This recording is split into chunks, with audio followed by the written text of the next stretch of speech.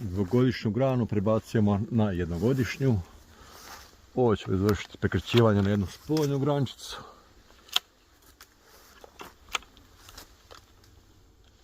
Vrijeme je idealno za rezanje voća.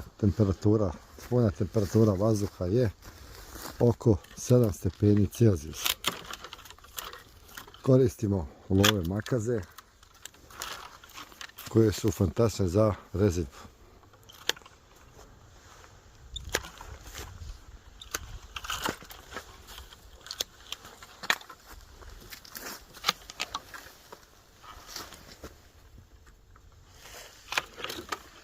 Evo ovdje u donjem sklopu same biljke trebamo da